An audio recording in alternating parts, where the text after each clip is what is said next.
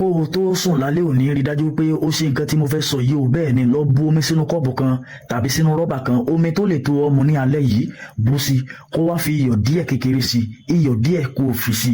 Jọ̀ọ́ tó bá jẹ́ pé ìgbà àkọ́kọ́ rèé tó ń wo fídíò mi, ohun tí mo fẹ́ kó o ṣe ni pé kó o follow mi kó lè rí àwọn fídíò tí mo máa post láìpẹ́. Jẹ́ kí n kọ́kọ́ gbàdúrà fún àwọn ẹni tí wọ́n like fídíò yìí tán dẹ̀ share ẹ̀. Mo gbà ní àdúrà, ọwọ́ tó o fi like fídíò yìí o ò ní fi gbóko ọmọ sí láíláí.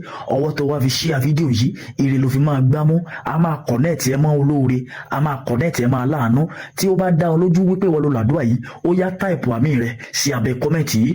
Jọ̀ọ́ bu omi sí ibì kan, omi tó lè tó ọmọ fi iyọ̀ díẹ̀ sí, kó wá gbàdúrà pé Olúwa Ọlọ́run ẹ̀san o, gbogbo ẹ̀dákẹ́dá alààyè, ẹ̀dá tàbí inú obìnrin tàbí tí a fi abẹ tá a fi gbẹ̀bí ẹ̀ tó ní ayé mi lára, tó dẹ̀ jẹ́ pé onítọ̀hún ó ń lo omi wà lára ẹ̀, jẹ́ kí omi ara rẹ̀ kó dé. Bẹ́ẹ̀ ni kì í ṣe pé kókó jẹ́ kí omi ara rẹ̀ dé, kó wá gbàdúrà ìṣẹ́gun sí dáadáa, kó gbàdúrà ìṣẹ́gun sí dáadáa. Lẹ́yìn ìgbà tó bá ti wá gbàdúrà yìí tán, kí ló tún wá máa ṣe? Ohun tó máa ṣe ni pé lẹ́sẹ̀kẹsẹ̀ yẹn wàá mu díẹ̀ nínú omi yẹn, lẹ́sẹ̀kẹsẹ̀ yẹn wàá mú díẹ̀ nínú omi yẹn wàá fi bọ́ ojú ẹ.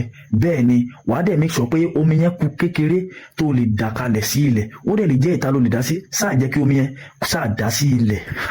Mo gbà ní àdúrà gbogbo ẹ̀dá ènìyàn tó ń tẹ orí ilẹ̀ tó ní ayé rẹ lára, tó fẹ́ da omi ayọ̀ rẹ rú, onítọ̀hún mo gbà ní àdúrà ó máa ṣe ara ẹ̀. Bẹ́ẹ̀ ni ó máa fi ọwọ́ ara ẹ̀ ṣe ara ẹ̀. Má gbàgbé láti follow mi, mo máa ń post àdúrà àárọ̀ àdúrà alẹ́ lórí WhatsApp status. Tètè message mi lórí WhatsApp báyìí. WhatsApp number mi ó wà lórí profile mi, lọ sórí profile mi kó lọ kọ WhatsApp number mi, kó store ẹ̀ fi Brother Fire save number yẹn, kó message mi. Mo dẹ̀ gbà ní àdúrà pé wàá rí àánú gbà, ó ní dààmú. Orúkọ mi ni David Adéníjì Fire tí gbogbo èèyàn mọ̀ sí Brother Fire. Má gbàgbé kó follow mi.